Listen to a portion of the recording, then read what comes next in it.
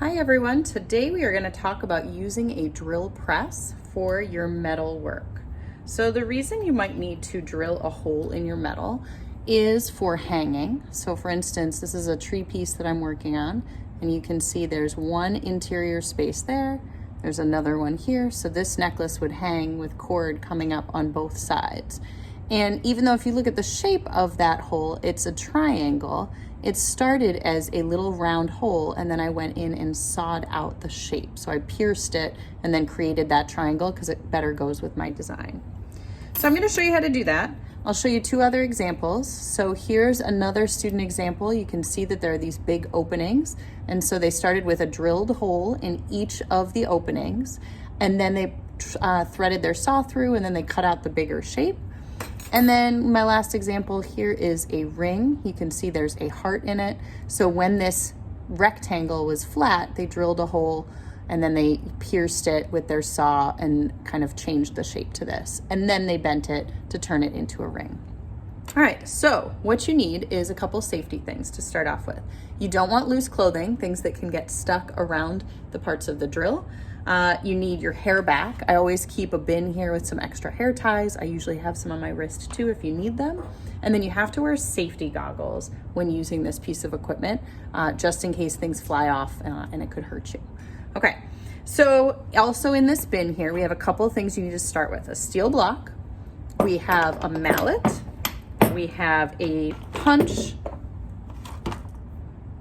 and then we have some wax.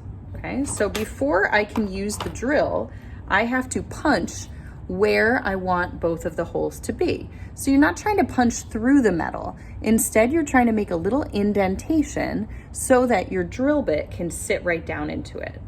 Drill bits, when they're drilling into wood, it's very simple, but when you're drilling into metal, it really needs like a little hole, a little opening to kind of get started, and that's what we're trying to create here. So similar to the first tree that I showed you, I had two holes near the top, so I'm gonna do that same thing on this one in my design, so I'm gonna punch two holes.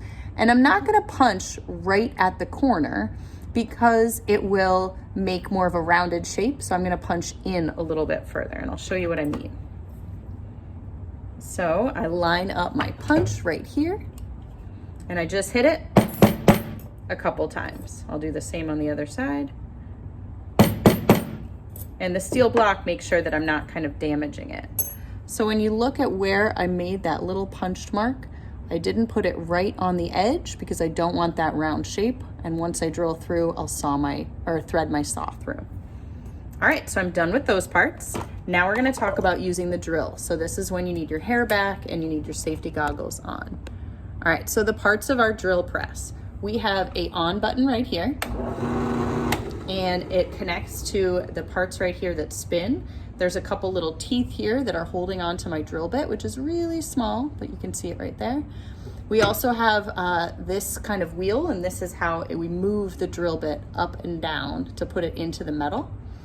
And then we keep wood underneath it so that we have a surface to set your piece on. And then we grab our piece, and I'll show you how to get started. Okay, so I have my wax. You, just like when you're sawing, you want to get the drill bit lubricated, and that just kind of keeps the lifeline of it lasting longer. Okay, so I'm just going to quickly put some wax on it. You don't have to do that every time. It's something good to do every once in a while, but not all of the time. Okay, now from here, I'm going to hold my metal down. I want where I'm drilling to be on top of the wood, and I'm holding with my other hand. If I let go while I'm drilling, the piece of metal will start flying around, and that's extremely dangerous.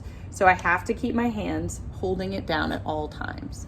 Okay, some people like to align it first perfectly and then go down. I don't worry about aligning it until I'm close to it because it's too hard to line it up when it's this far away. All right, so I'm gonna turn it on. I'm going to turn the wheel so it brings it a lot closer. And when I'm really, really close, this is when I get really close and I try to make sure it's perfectly underneath. Now I'm there, and of course my wheel is right in the way so you can't see it. But I'm going to slowly press down, and I'll know I'm through when I see sawdust or when it gets a lot lighter. and easier to push. All right, so I just made my hole. I can turn it off and I'll show you right there. All right, now if for some reason the drill bit breaks, just stop, let me know, because I can replace it. They do often break. And if you want to change out the size of it too, you can try it yourself using the chuck key. So the chuck key would go into one of these holes right here. And that's how you open up the teeth and you can take out the drill bit. My suggestion is your first time doing this, talk to me about it so I can help you pick the right size drill bit and have you check to make sure that you installed it correctly. But that's the basics of using the drill press. At this point, I would then thread my saw through and I can start piercing my shape.